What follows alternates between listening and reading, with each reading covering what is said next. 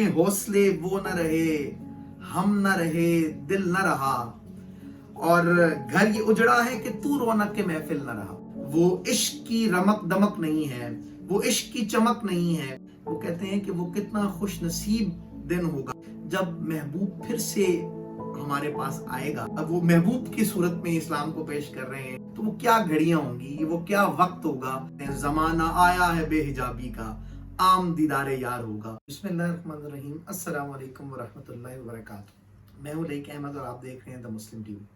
جیسا کہ آپ جانتے ہیں کہ ہم نے علامہ اقبال رحمۃ اللہ علیہ کی طویل نظموں پر ایک سلسلہ شروع کیا ہوا ہے، اور اس کا آغاز ہم نے شکوہ نظم سے کیا تھا، اور اس کی ہم 6 ایپیسوڈ ابھی کر چکے ہیں، اور 7ویں ایپیسوڈ کے ساتھ حاضر خدمت ہے۔ شروع کی جو 6 ایپیسوڈ میں ہم نے علامہ اقبال رحمۃ اللہ علیہ کی شکوہ نظم کے 4 حصوں پر بات کر لی تھی۔ جیسا کہ ہم نے کہا تھا کہ علامہ اقبال کی پوری نظم کو ہم 6 حصوں میں تقسیم کر سکتے ہیں، اور ان میں سے ہم 4 حصوں پر بات کر چکے تھے۔ آخری ایپیسوڈ کے اندر ہم نے بات کی تھی علامہ اقبال کے اس نظم کے چوتھے حصے پر، جو بند نمبر 20 سے لے کر بند نمبر 23 پر مشتمل ہے، جس میں علامہ اقبال رحمۃ اللہ علیہ نے مسلمانوں کی جو ذبح حالی ہے اس کی وجوہات کو اپنے اشعار میں بیان کیا تھا۔ اب ہم اس نظم کے 5ویں حصے میں داخل ہوئے ہیں، جو بند نمبر 24 سے لے کر بند نمبر 26 پر مشتمل ہے، اور اس میں علامہ اقبال نے کیفیت یاس و بیم کو بیان کیا ہے۔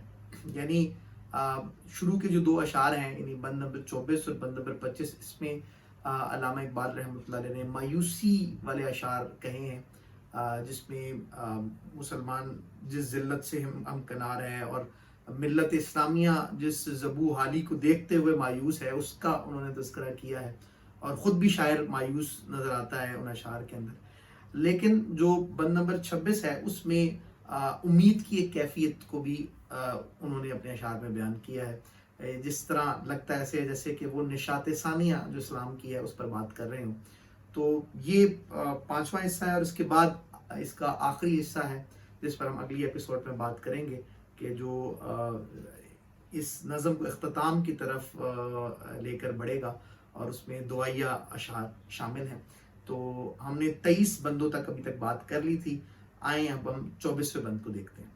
وادی نجد میں شور سلاسل نہ رہا، قیس دیوانہ نظارہ محمل نہ رہا، حوصلے وہ نہ رہے، ہم نہ رہے، دل نہ رہا، گھر یہ اجڑا ہے کہ تو رونق کے محفل نہ رہا، اے خوشا روز کے آئی و بسط ناز آئی، بے حجابانہ سوئے محفل ما باز آئی۔ آئیں اب مشکل الفاظ کے معنی کو۔ وادی نجد، حجاز کا وہ علاقہ جو لیلا کا وطن تھا۔ سلاسل، سلسلہ کی جمع یعنی زنجیریں۔ قیس، مجنوں کا اصل نام۔ نظارہ محمل، کجاوے کو دیکھنا جس میں لیلا ہوتی تھی۔ گھر، مراد ملت اسلامیہ۔ رونق محفل، جس سے بزم میں چہل پہل اور خوشی ہو۔ علامہ اقبال رحمۃ اللہ 24ویں بند میں فرما رہے ہیں کہ وادی نجد میں شور سلاسل نہ رہا، قیس دیوانہ نظارہ محمل نہ رہا۔ یہاں پر علامہ اقبال رحمۃ اللہ علیہ لیلا اور مجنوں کا ذکر تمثیلی طور پہ کر رہے ہیں۔ جیسا کہ آپ کو معلوم ہے کہ نجد کے علاقے سے لیلا کا تعلق تھا، اور مجنوں دیوانہ وار عشق کرتا تھا لیلا سے، اور اس کی محبت میں جو شدتیں تھیں ان کا ذکر شعراء نے بھی اپنی شاعری میں کیا ہے، اور صوفیہ کرام بھی بعض دفعہ جب عشق حقیقی کو پیش کرنا چاہتے ہیں تو تمثیلی طور پر لیلا اور مجنوں کا ذکر کرتے ہیں۔ تو یہاں پر علامہ اقبال رحمۃ اللہ علیہ فرما رہے ہیں کہ جس طریقے سے مجنوں کے اندر لیلا کا عشق تھا، وہ آج کے مسلمان کے اندر سے وہ ختم ہو گیا ہے۔ یعنی وہاں یہاں پر وہ لیلا سے مراد جو ہے وہ اسلام کی محبت کو لیتے ہیں، وہ رسول اکرم صلی اللہ علیہ وسلم کی محبت کو لیتے ہیں، وہ اللہ تعالیٰ کی محبت کو لیتے ہیں۔ تو وہ کہتے ہیں کہ جو اسلام کے لیے قربانیاں اٹھانے کا جذبہ تھا، یا اللہ اور اللہ کے رسول کی محبت میں سب کچھ قربان کرنے کا جذبہ تھا، وہ مسلمانوں میں سے کہیں نکل گیا ہے۔ اب مسلمانوں میں وہ تڑپ نہیں رہی، وہ اپنا سب کچھ دین کے لیے اور اللہ کے رسول کی رضا کے لیے قربان کرنے کا جو جذبہ ہے وہ اب نہیں رہا۔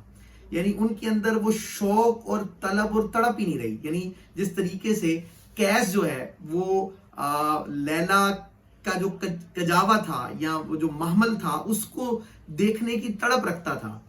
اسی طریقے سے جو یعنی یہ ایک تمثیلی طور پہ بات کرتے ہوئے علامہ اقبال یہ بیان کر رہے ہیں کہ مسلمان بھی جو ہے وہ ان کو ایک ایسی شوق تھا ان کے اندر جو صحابہ کرام کے اندر تھا, جو تابعین کے اندر تھا, کہ انہوں نے دین اسلام کے لیے مصیبتیں بھی اٹھائیں, تکلیفیں بھی اٹھائیں, اور اس کے باوجود انہوں نے اللہ تعالیٰ کے نام کو پوری دنیا میں سر بلند رکھا. تو وہ جو محبت ہے, وہ جو قربانی کا جذبہ ہے, وہ اب مسلمانوں سے چلا گیا. پھر اسی طرح وہ کہتے ہیں حوصلے وہ نہ رہے, ہم نہ رہے, دل نہ رہا, اور گھر یہ اجڑا ہے کہ تو رونق کے محفل نہ رہا.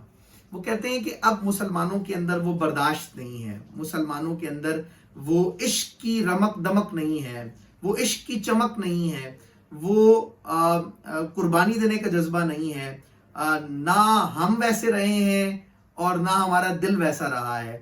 جو اسلاف کے اندر اپنا سب کچھ قربان کرنے کا جذبہ تھا, یا جو اسلاف کی جو داستانیں تھیں, یا جو اسلاف کا کردار تھا, یا اسلاف کا جو کردار تھا, ہم عشیر بھی وہ اپنے وجود کے اندر اس کردار کا, اس کریکٹر کا کوئی بھی معاملہ نہیں رکھتے. تو وہ یہ کہتے ہیں کہ گھر یہ اجڑا ہے کہ تو رونق کے محفل نہ رہا. لیکن اس کی ایک وجہ یہ ہے کہ ہمیں اب وہ نظر التفات ہم پر نہیں ہو رہی, اللہ تعالیٰ اپنی نظر رحمت اب ہم پر نہیں کر رہا, اور اب رسول اللہ صلی اللہ علیہ وسلم کی نگاہ ہمیں نصیب نہیں ہو رہی. بات یہ ہے کہ اب یا اللہ تو نے ہم سے نگاہیں پھیر لی ہے, اور اب ہمیں رسول اکرم صلی اللہ علیہ وسلم کی وہ نگاہ مبارک نصیب نہیں ہے, جس کو اقبال اپنے دیگر اشعار میں بھی بیان کرتے ہیں, کہ جس میں جیسے وہ کہتے ہیں دلش نالت چرا نالت ندانت نگاہ یا رسول اللہ نگاہ.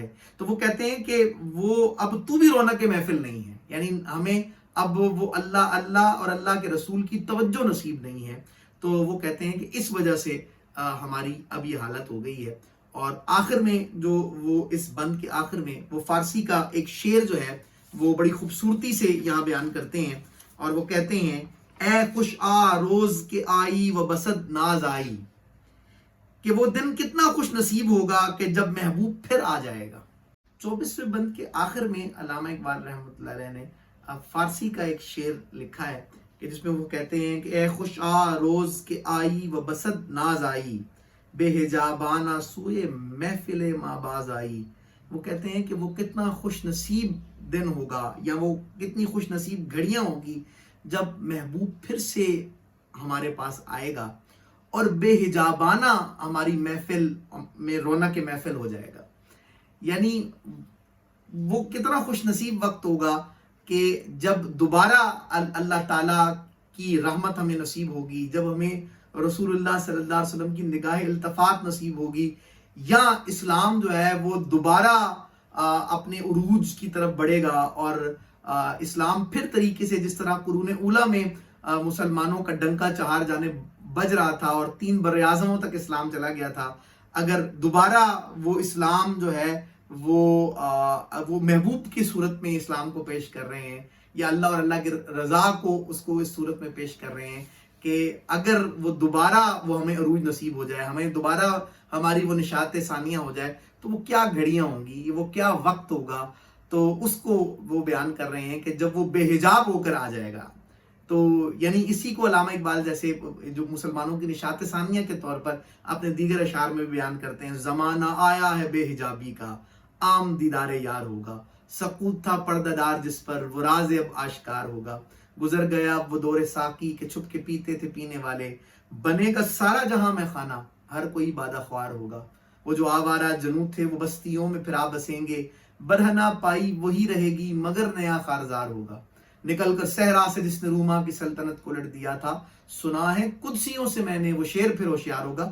تو یہ مسلمانوں کی نشاط ثانیہ کی بات اور اسلام کے عروج کی بات یہاں پر علامہ اقبال اپنے آخری فارسی کے شعر میں بڑے ایک تمثیلی انداز میں کر رہے ہیں. بادہ کش غیر ہیں گلشن میں لبے جو بیٹھے, سنتے ہیں جام بکف نغمہ کو کو بیٹھے, دور ہنگامہ گلزار سے یکسو بیٹھے, تیرے دیوانے بھی ہیں منتظر ہو بیٹھے، اپنے پروانوں کو پھر ذوق خود افروزی دے، برق دیرینہ کو فرمان جگر سوزی دے۔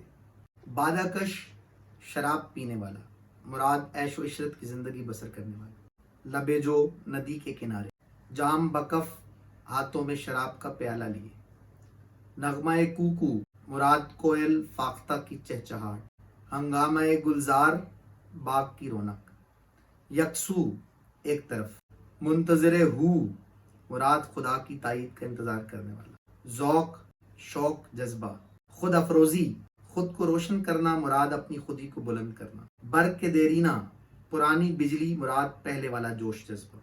علامہ اقبال رحمۃ اللہ علیہ بند نمبر 25 میں فرما رہے ہیں کہ بادہ کش غیر ہیں، گلشن میں لبے جو بیٹھے، سنتے ہیں جام بکف نغمہ کوکو بیٹھے۔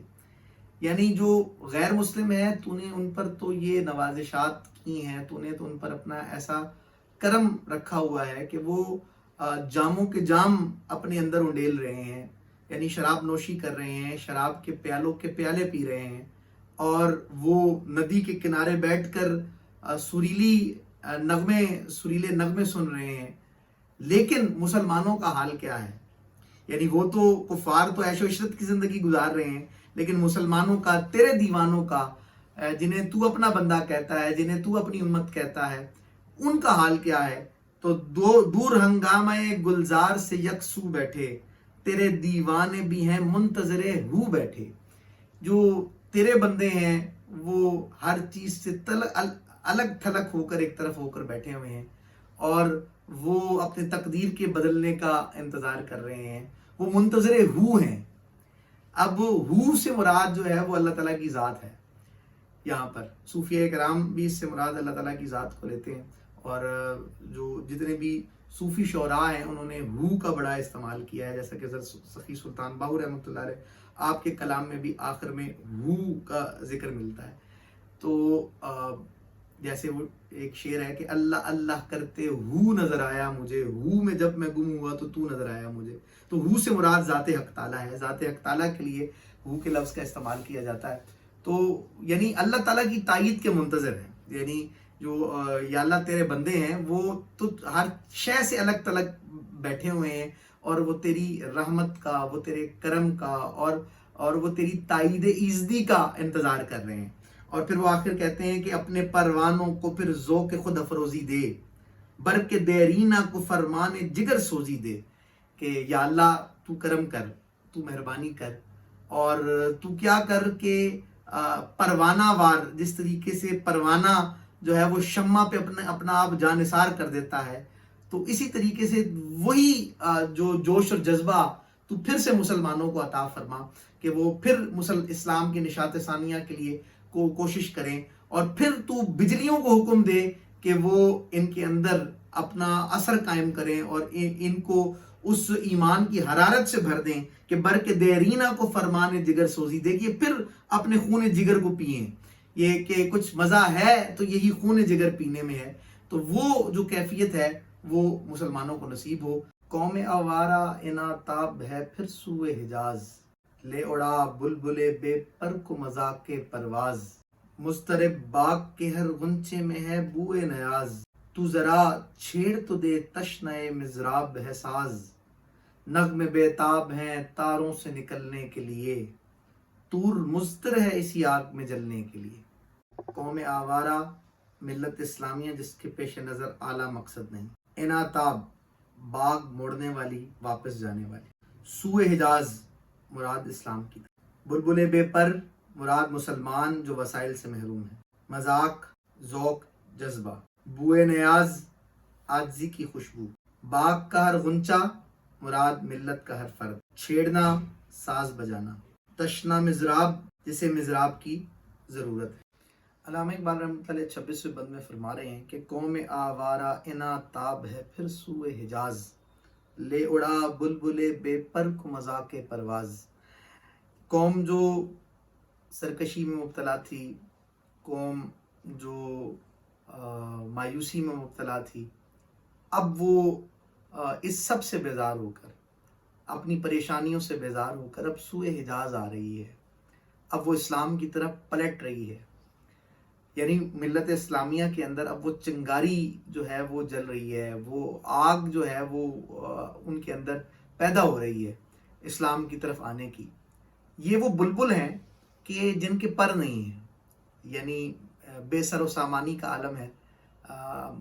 یعنی آپ سمجھیں کہ وہ ان کے پاس وسائل نہیں ہیں، لیکن بہرحال ان کے اندر اڑنے کا شوق پیدا ہو رہا ہے. یعنی ایک ایسا بلبل ہے کہ جس کے پر نہیں ہیں، لیکن اپنے شوق کے اندر اس نے پرواز کے لیے چھلانگ لگا دی ہے اور وہ پرواز کے لیے کوشاں ہیں. مضطرب باغ کے ہر غنچے میں ہے بوئے نیاز، تو ذرا چھیڑ تو دے تشنہ مضراب ہے ساز. یعنی باغ کی ہر کلی جو ہے وہ عجز و انکساری کا منظر پیش کر رہی ہے، اور جو ہمارا جو مضراب ہے وہ پیاسا ہے کہ اسے کوئی چھیڑ دے. اس کے اندر بہت سے نغمے موجود ہیں. یعنی ملت اسلامیہ وہ انقلاب کی تیاریوں میں ہے. ملت اسلامیہ چاہتی ہے بس اللہ تعالیٰ کا کوئی کرم یا کوئی ایسا غیب سے کوئی ایسی مدد آ جائے، ان کے اندر کوئی ایسا انہیں رہنما میسر آ جائے، یا کوئی ایسے حالات پیدا ہو جائیں، یا کوئی ایسا رہبر میسر آ جائے جو ان کے اندر اس چنگاری کو آگ کی صورت بھڑکا دے. تو یہ جو ملت اسلامیہ ہے اس کے اندر اب اپنی نشاط ثانیہ کا ایک جذبہ جو ہے وہ پیدا ہو رہا ہے. لیکن یا اللہ تیرے رحمت اور تیرے کرم کے طالب ہیں، اور تو اگر چاہے گا تو پھر سے یہ اپنی نشاط ثانیہ کی طرف لوٹ پڑیں گے. تو آخری شعر میں جو علامہ اقبال نے بات کی، نغمے بے تاب ہیں تاروں سے نکلنے کے لیے، نغمے بے تاب ہیں تاروں سے نکلنے کے لیے، طور مضطر ہے اسی آگ میں جلنے کے لیے. یعنی مسلمانوں کے اندر وہ نغمے بھرے ہوئے ہیں، بس یہ کسی یعنی مضراب ہے لیکن اس کو کوئی چھیڑ دے کہ اس کے اندر سے وہ نغمے ابل کر نکلیں گے. تو وہ کہہ رہے ہیں کہ مسلمان وہ جوش و جذبہ رکھتے ہیں، لیکن بس تیرے کرم کی دیر ہے، تیری عنایت کی دیر ہے. تیرا کرم اور عنایت ہمارے ساتھ ہو جائے گا تو پھر ہم اپنی اس نشاط ثانیہ کو پا لیں گے، اور پھر ہم جو ہے جس طریقے سے مسلمانوں نے قرون اولیٰ میں اپنی پوری دنیا پہ اسلام کی دھاک کو بٹھایا تھا، پھر ہم اپنا اس روشن مستقبل اس کو ہم پا لیں گے. آج ہم نے علامہ اقبال رحمۃ اللہ علیہ کی شکوہ نظم کے 3 بندوں کو دیکھا ہے، اور یہ 5واں حصہ تھا جسے آج ہم نے پائے تکمیل پر پہنچایا ہے. جو اس نظم کا آخری حصہ ہے، ہم اگلی ایپیسوڈ پہ اس پہ بات کریں گے.